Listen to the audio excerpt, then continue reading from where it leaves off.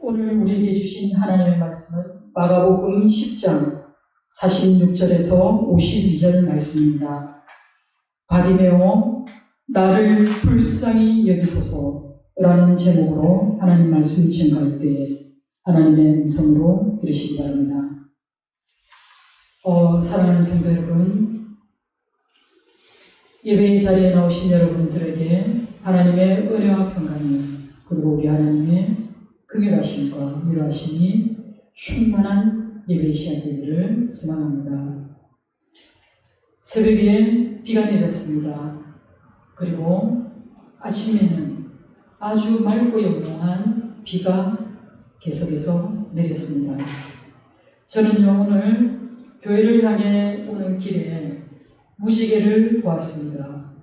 너무 감동이 되어서 하필이면 제가 무지개가 떠있는 그 맞은편에 신호대기로 서 있었기 때문에 사진으로 촬영해 보고 싶었습니다. 사진으로 촬영하고 그리고 무지개를 보며 우리 하나님을 묵상하게 되었습니다. 사실 요즘은요, 뜻하지 않은 날씨 변화로 하루에도 여러 번 날씨에 관한 안전 문자를 받게 됩니다. 처음 어제 제가 받은 문자는요, 폭염으로 인해서 노약자들은 주의하라는 그런 문자를 받고, 또 연이어서 조금 있다가 폭염은 고사하고 엄청나게 많은 소나기가 내렸습니다. 그 소나기가 한참일 때 또 안내 문자를 받았습니다. 장마 전선이 북상하고 있으니까 개천가를 산책하는 것, 그리고 상강계곡을 가신 분들을 유의하라는 그런 문자를 받았습니다. 조금 지나니까 또 안내 문자가 왔습니다. 이미 해는 쨍쨍한데 폭염을 주의하라는 그런 문자였습니다.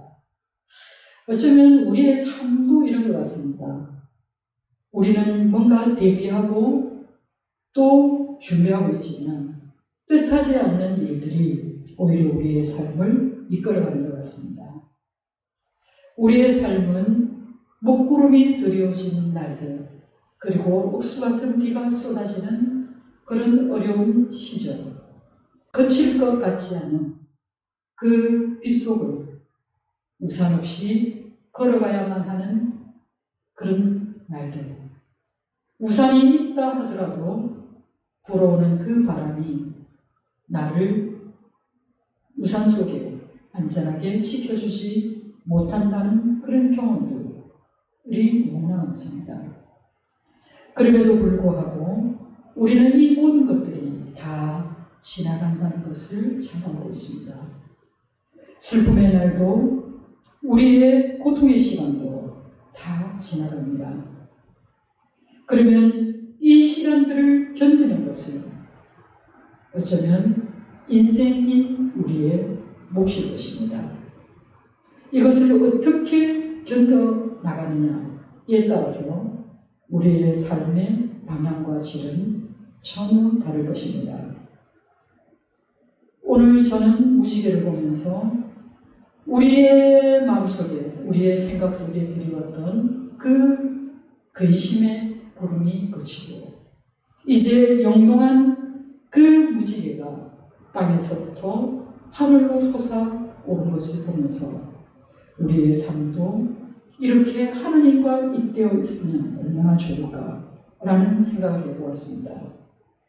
그리고 우리는 이미 성경을 통해서 우리는 성경 66권 가운데 제일 첫 권인 창세기에서 이미 세 차례 무지개 언약에 대한 약속의 말씀을 보았습니다. 그리고 성경의 가장 마지막 책인 요한계시록을 통해서 또 우리 하나님 보좌 위에 걸쳐있는 그 언약의 무지개를 우리는 보았습니다. 이것은 우리 하나님께서 이 66권의 성경을 통해서 말씀하신 그 사랑의 언약이 이 무지개처럼 감싸져 있다는 사실에 감동하게 됩니다. 여러분이 성경을 읽을 때마다 그 성경 속에 담겨있는 그 하나님의 생명의 언약을 그리고 우리 하나님께서 약속하신 그 사랑의 언약을 발견하고 찾아내면 우리 하나님께 그 감사와 감격의 기쁨의 예배를 드리는 그런 성도의 삶을 살아가시기를 주님의 이름으로 축원합니다. 오늘 본문의 말씀은 마가복음 10장 46절에서 52절인데요. 지금 이 상황은 예수님이 제자들과 그리고 허다한 무리들과 함께 예루살렘을 향해 올라가기 위해서 여리고를 나서는 중에 일어난 사건을 다루고 있습니다. 첫 장면을 살펴보면 여름날 때처럼 맹인 거지인 바디메오가 길가에 앉아 있습니다. 물론 그는 동냥을 하기 위해서 앉아 있는 것입니다. 그는 맹인이기 때문에 어떤 사람들처럼 그런 일반적인 노동을 감당할 수 있는 사람이 못 됩니다.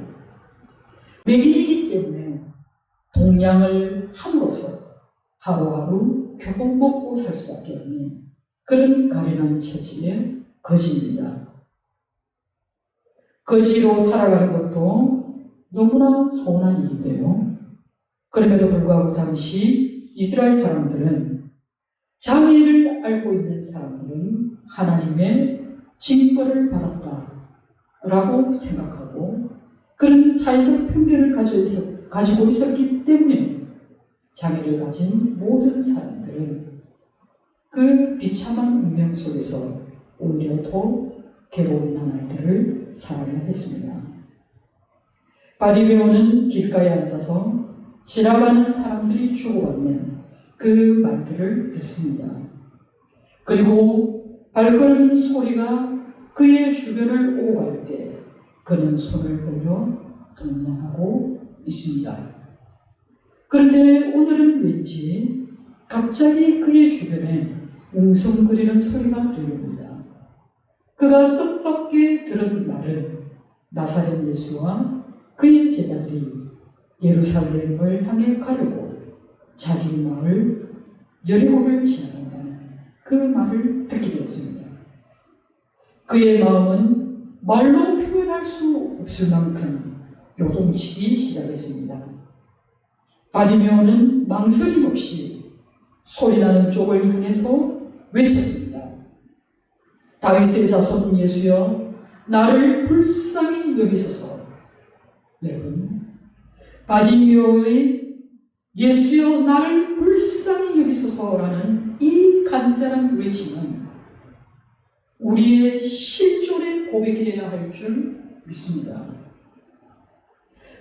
우리는 하나님 앞에서 우리의 존재의 비참함을 깨달아야 합니다.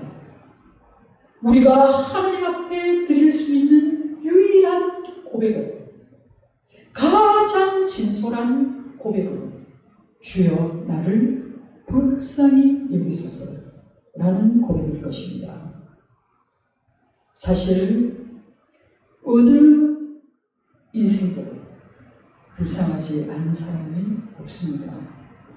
우리가 좋은 옷을 입고, 또 우리가 많이 배우고, 또 우리가 높은 자리에 이르렀다 할지라도, 또 내가 많은 물질을 소유하고, 또 내가 무엇이든지 내 마음대로 할 수 있을 것만 같아도 우리는 우리의 힘으로 온전히 무언가를 완성해낼 수 있는 그런 존재들이 아닙니다. 당장에 여러분이 이곳에 이르기 위해서 여러분의 힘으로 온 사람은 없습니다. 차를 타거나 오기 전에 음식을 먹었거나 또 와서는 이 장소에 이르기까지 여러분이 알아서 여러분의 힘으로 다 했다, 다 되었다라고 말할 수 있는 사람은 없습니다. 우리는 또 개개인의 삶을 들여다보면요, 어느 한 사람도 나는 완전하다, 나는 완벽하다라고 얘기할 수 있는 사람 또한 없습니다. 누구나 다 말할 수 없는 그런 고민들과 아픔이 있습니다. 홀로 있을 때 외롭고 슬픈 사람들이 우리 가운데 있습니다. 어쩌면 우리의 실종도 하나님 앞에서는 맹인 거지 바벨론과 크게 다르지 않다는 사실입니다. 우리에게 정말로 절실한 것은 하나님의 자비를 구하는 것입니다. 기리엔 엘레이슨, 주여 나를 불쌍히 여기소서, 주여 내게 자비를 베푸소서. 이렇게 우리가 주의 긍휼을 구할 때 우리 주님은 긍휼히 여김을 받을 것이다 라고 말씀해 주셨습니다. 예수님을 따르던 무리들은 맹인 거지의 외침을 매우 거슬려 했습니다. 그들은 많은 사람들 속에 휩쓸려 가고 있으면서 예수님과 동행하고 있었기 때문에 그들은 예수님이 무엇라 말씀하실지, 그리고 예수님이 그들에게 실질적으로 어떤 도움을 주실지 궁금했기 때문에 그들은 예수님의 말에 귀를 기울이고 예수님이 하시는 그 행동에 주의를 기울였을 것입니다. 예루살렘으로 향해 가는 길에 어디선가 예수의 이름을 부르는 그 소리가 몹시 거슬렸습니다. 그래서 그들은 그 사람을 도와주기는커녕 조용히 하라, 시끄럽게 떠들지 말라고 오히려 그를 꾸짖습니다. 한 사람도 아니고 무리들이 일제히 그를 꾸짖었습니다. 그러나 바디모어는 아랑곳하지 않고 오히려 더 큰 소리로 외쳤습니다. 너는 내게 부르짖으라. 내가 내게 응답하겠고 내가 알지 못하는 크고 은밀한 일을 내게 주리라 약속하신 그 하나님의 말씀을 기억하고 있는 사람처럼 바디모어는 예수님을 향해 다윗의 자손이여 나를 불쌍히 여기소서라고 더 크게 외쳤습니다. 이것은 그의 영혼의 절규와도 같은 것입니다. 마가복음에서 예수가 다윗의 자손이라고 불린 이 사건은 바디메오 치유 사건에서 유일하게 기록되어 있습니다. 유대인들에게 다윗의 자손이라는 이 말은 기능상으로 바로 메시아, 그리스도라는 표현과 동등한 표현입니다. 그런데 이 말은 이미 마가복음 8장 29절에도 기록되어 있습니다. 예수께서 빌립보 가이사랴에서 제자들에게 물으셨습니다. 너희는 나를 누구라 하느냐? 라고 물었을 때 마가복음에서의 베드로의 고백은 주는 그리스도십니다 라고 고백합니다. 이때 예수님의 반응은 그리스도, 즉 메시아라는 이 말을 사용하지 못하도록 함구령을 내렸다는 겁니다.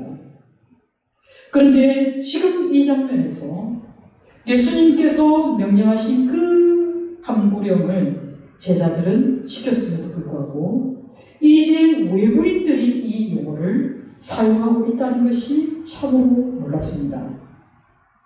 어찌되었든 바리메오의 이 말은 마가복음에서 예수님께서 예루살렘에 다가감에 따라 그리고 예수님의 사역 가운데서 그 메시아적인 측면이 점차 세상 사람들에게 공개되고 있는 새로운 국면을 맞이하고 있음을 알리는 그런 표현입니다. 예수님께서는 그 간절하고 절박한 음성을 들으셨습니다. 물론 못 들은 척하고 예루살렘을 향해 나아간다 하더라도 누가 뭐라 할 수 없습니다. 주님은 가시던 길을 멈추고 그를 불러오게 하셨습니다. 그리고 제자들은 그에게 가서 그 말을 전했습니다.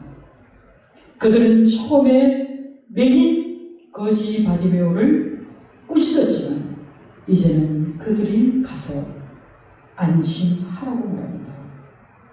이제 그들은 그리스도의 은혜로운 부르심을 바디메오에게 알리는 그런 사람이 되었습니다.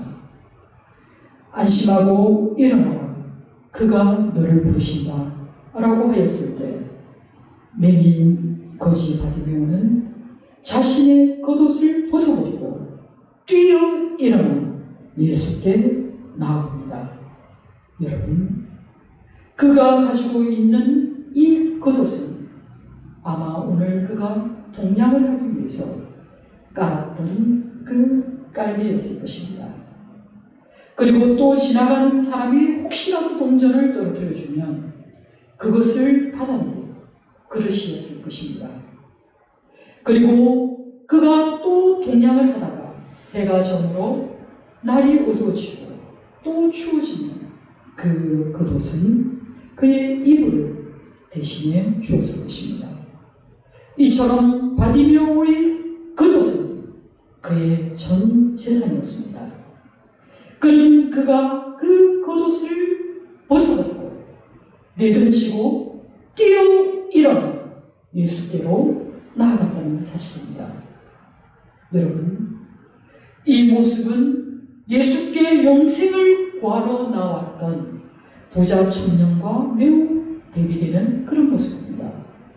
부자 청년이 예수께 나왔을 때 예수님은 그 마음을 꿰뚫어 보시고 말씀하십니다. 내 전 재산을 팔아서 가난한 자들에게 나누어 주고 난 후에 나를 따르라 하였을 때 그는 이 말씀에 순종할 수 없었습니다. 그는 부자였기 때문에, 그가 버려야 할 것이 너무나 많다고 느꼈기 때문에 그는 차라리 자기가 왔던 길로 돌아가는 것을 선택하였습니다. 그러나 바디메오는 주저함 없이 그의 겉옷을 내버렸습니다.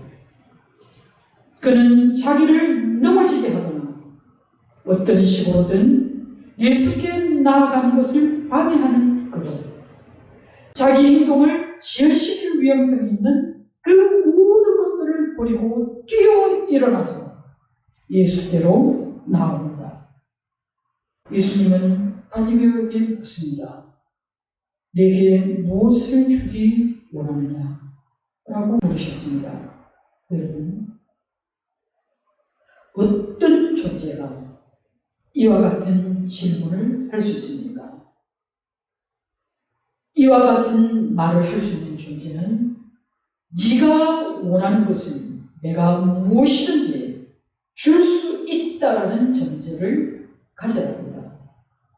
그렇다면 이 말을 할 수 있는 존재는 왕적 정권을 가진 사람이거나 신적 권능을 가진 사람만 이와 같은 말을 할 수 있습니다.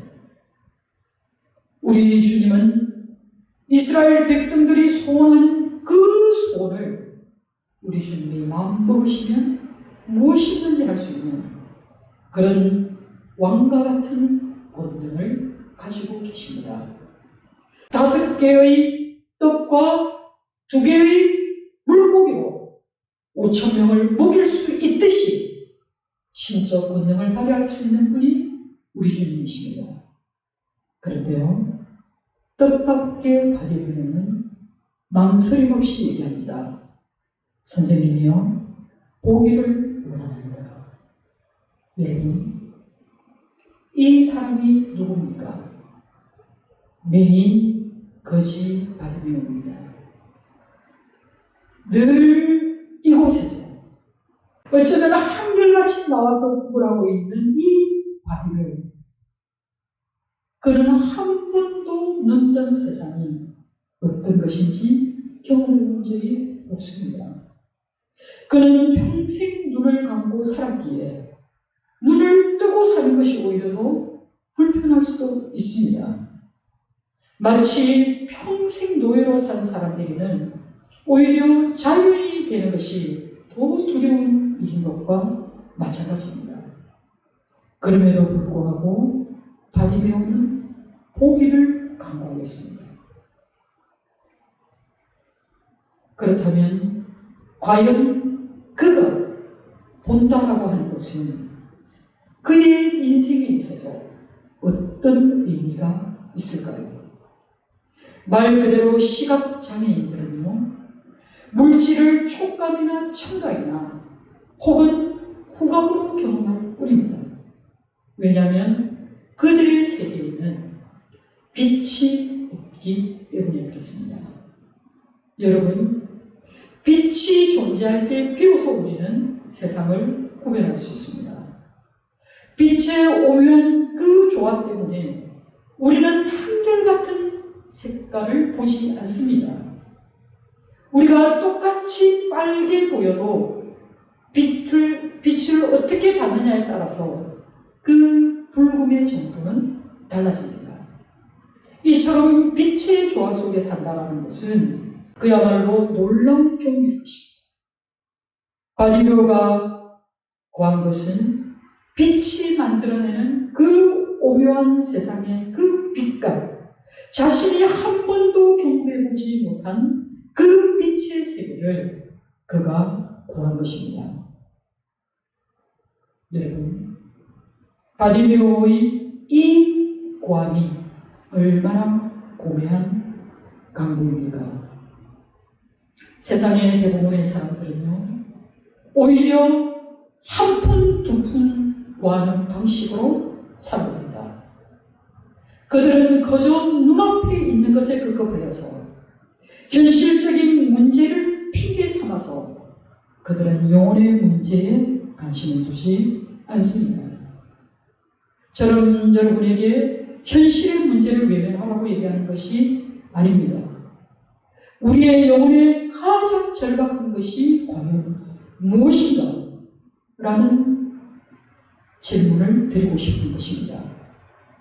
우리의 영혼에 가장 절박한 것, 그것은 우리가 예수를 아는 것입니다. 우리가 예수를 구하는 것입니다. 그의 이름을 부르는 것입니다. 이것이 우리의 가장 절박한 영혼의 강구가 되어야 될 줄 믿습니다. 여러분, 바리새인가 눈을 뜬 사건이 어떻게 구원입니까? 기독교 신앙은요, 믿음으로 의롭다 함을 받는다는 것을 믿습니다. 그리고 우리의 신앙이 믿음의 성화의 길을 걷는 길이라는 것 또한 인정합니다.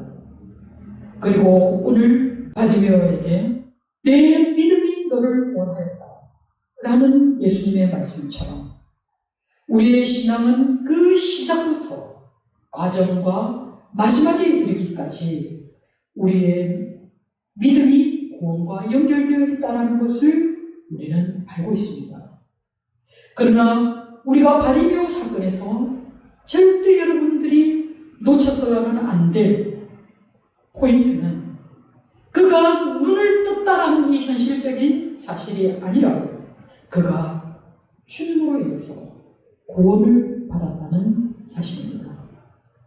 여러분, 믿음은 인간의 태도이지만 구원은 우리 하나님의 선물입니다. 하나님 앞에서 우리 인간이 취해야 할 태도는 중요합니다. 그리고 이것은 상대적일 수 있습니다. 그러나 우리 하나님의 구원의 역사는 절대적입니다. 그리고 우리 하나님의 이 구원은 오직 우리 하나님만이 주실 수 있는 너무나 값진 선물입니다. 예수께서 내게 무엇을 주기를 원하느냐라고 물었을 때 보기를 원한다는 이 바디메오의 말을 듣고 예수님은 가라, 내 믿음이 너를 구원하였느니라고 말씀하셨습니다. 그런데 여러분, 이 장면에서요, 정말 마가복음에서는 바디메오가 어떻게 이 눈을 치유하게 되었는지에 대해서는 별로 관심이 없는 것 같습니다. 예수께서 바디메오의 눈을 뜨게 하기 위해서 가시적인 어떤 행동도 하지 않았다는 사실입니다. 예수님은 바디메오의 눈에 손을 대지도 않으셨고 또 예수님은 침을 바르고 그를 치유하신 것도 아닙니다. 오직 말씀으로만 그를 치유하셨다는 사실입니다. 보기 원한다는 바디메오의 이 대답은 물론 그가 보지 못하는 데 대한 그 불편함 때문에 그리고 생존을 위해 거지로 살아갈 수밖에 없을 때 세상적인 그 모멸감 때문에 그가 이 말을 했을지도 모르겠으나 바디메오가 이 이후에 행한 행위를 보면 그가 보는 것이 오로지 현실적인 세계를 보기 위한 것이 아님을 알게 됩니다. 바디메오는 만일 지금 자기 앞에 서 계신 분이 메시아시라면 예레미야 31장 7절에서 9절에 주님이 그의 백성들을 땅 끝에서부터 모으시겠다라는 그 약속, 그리고 그들 중에는 매개인과 다리 저는 사람들이 함께 있을 것이라고 말씀하신 그 구원의 회복의 신탁을 그가 이루어질 줄 믿었기 때문입니다. 이스라엘 사람들의 사고방식대로 메시아는 구원자여야 합니다. 그렇다면 만약 예수님이 그들의 메시아라면 당연히 구원의 능력을 그들에게 보여주어야 합니다. 구원자 되신 메시아만이 구원이 임하였다라고 말할 수 있습니다. 그리고 구원을 받았다라고 선언할 수 있습니다. 왜냐하면 그는 신적 권위를 가진 자이기 때문에 그의 말대로 이루어질 것입니다. 지금 바디메오가 그의 시력을 해고 있다는 것은 바로 그 구원을 베푸실 자가 우리 주님이심을 말씀하고 있는 것입니다. 구원과 바디메오가 눈을 뜨는 것이 무슨 상관이 있겠는가? 라고 여러분들이 궁금해 하실 것입니다. 여러분, 구원이 무엇입니까? 구원은 바로 건짐을 받았다는 뜻입니다. 이스라엘 백성들이 홍해를 건너갈 때 그들은 홍해에서 건짐을 받았습니다. 이것이 하나님의 구원하심입니다. 바디메오가 빛이 끝이 없는 세계에서 이제 건짐을 받았습니다. 그렇다면 바디메오 역시 우리 주님의 구원을 받은 것입니다. 우리 주님의 성령이 임하셨기 때문에 가난한 자들과 포로된 자들과 자유함이 없는 자들이 노임을 얻게 되었습니다. 그리고 가난한 자들에게 복음이 전거되었습니다.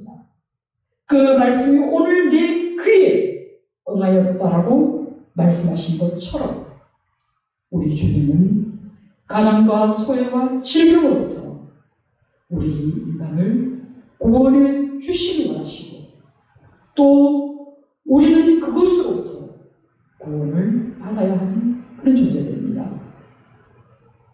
우리 주님이 궁극적으로 우리에게 베풀어 주신 그 구원은 바로 죄로부터 그 죄의 결과인 죽음으로부터 우리를 건져내 주시기 위함입니다. 우리를 건져내셔서 그 사망으로부터 우리를 생명으로 옮겨 놓으시려고 우리 주님이 이 땅에 오셨습니다. 이것이 바로 초기 기독교인들이 우리 예수님을 어떻게 인식했느냐에 대한 이야기입니다. 그들은 그가 그리스도이라는 것을 알았습니다. 그래서 우리는 지금도 하나의 대명사처럼 예수 그리스도를 부릅니다. 그가 바로 우리의 구원자이시니 바디메오도 오늘날의 우리도 인식하고 인정해야 합니다. 52절에서 우리는 바디메오에게 일어난 두 가지 사실을 알게 되었습니다. 바디메오가 보게 되었다는 것은 그가 구원을 받았다는 것을 증거하고 있는 것입니다. 그것은 피상적으로 그가 보았다라는 그것만을 얘기하는 것이 아니라 진정한 의미에서 그가 보았다는 것입니다. 그가 하나님의 아들이시고 우리의 메시아 되신다는 그 사실을 그가 보았다는 것입니다. 그리고 그는 알게 되었고 믿게 되었고 또 그가 예수를 따르게 되었다는 것입니다. 예수님께서 보기를 원하는 바디메오에게 한 첫 말씀은 가라입니다. 그러나 바디메오는 가지 않고 오히려 예수님을 따랐습니다. 진정으로 예수님을 만난 사람이라면 결코 이전의 누더기 같은 삶 속으로 들어가지 않습니다. 진정으로 예수님을 경험한 사람은 진정으로 하나님의 은혜와 사랑을 경험한 사람은 다시는 이전의 삶으로 돌아가기 원하지 않습니다. 바디메오 역시 예수님을 따랐다라는 이 말은 한마디로 그가 예수님의 제자가 되었다는 것입니다. 지금 예수님은 어디를 향해 가고 있습니까? 예루살렘입니다. 예루살렘에 우리 주님이 가시는 이유가 무엇입니까? 그것은 바로 고난 당하고 죽기 위해서 가십니다. 길을 위해서 바디메오가 함께 우리 주님과 동행에 따르는 이것은 주께서 가시는 그 길이 어떤 길이든 고난의 길이든 죽음의 길이든 그 길에 함께 가는 제자의 삶을 시작했다는 그런 뜻이 됩니다. 사랑하는 성도 여러분, 바디메오의 모습은 예수님의 사명을 이해하지 못해서 예수님이 가르쳐 주신 그 섬김의 제자도를 실천하지 못했던 그 제자들의 모습과는 너무나 대조됩니다.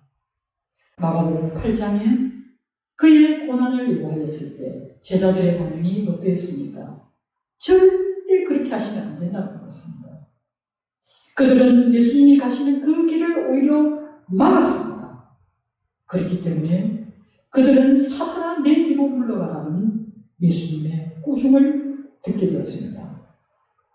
그런데 놀랍게도 제자들이 거부하였던 그 길을 바디메오가 따라갔다는 것입니다. 제자들은 영적으로 눈이 멀었던 사람이라면 바디메오는 육신의 눈과 영의 눈을 뜬자로서 자기 십자가를 지고 예수님의 길을 따른 참된 제자의 길을 갔다는 말씀입니다. 이것이 예수님 공생애에서 마지막 치유 사역으로 기록된 이유가 바로 여기 있습니다. 바디메오가 눈을 뜨게 된 이 사건, 이것이 성경에 소개된 이유입니다. 여러분, 우리는 성경을 통해서 얼마나 많은 사람들이 예수님을 따랐고 예수님의 이름이 얼마나 널리 전거되어 있는지를 보았습니다. 예수님 공생애 3년 동안 예수님이 밤늦은 시간까지 많은 병자들을 치유하시고 회복시켜 주시는 그 일들을 우리는 성경을 통해 보았습니다.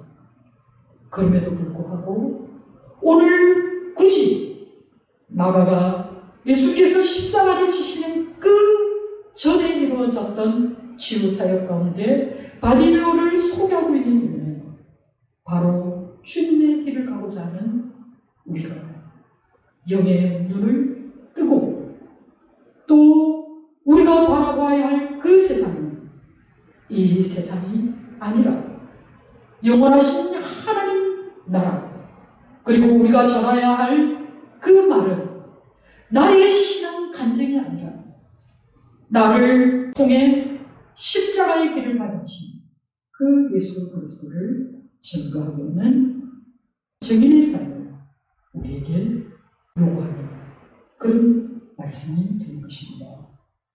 사랑하는 성도 여러분, 우리는 우리의 인생은 바디메오처럼 눈물고 또 우리의 인생은 아무 진리의 말씀도 듣지 못하는 그런 귀복은 자들이고 우리는 주님이 내 앞에 서 있음에도 불구하고 뛰어 일어나지 못하는 안전뱅이 일지도 모릅니다.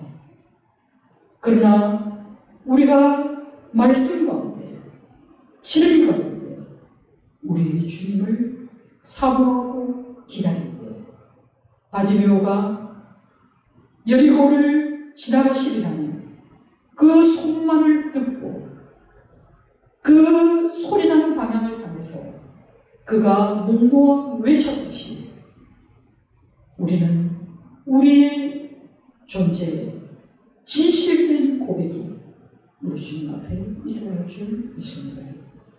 그것은 바로 주여 나를 불쌍히 여기소서 라는 바디메오의 이 고백이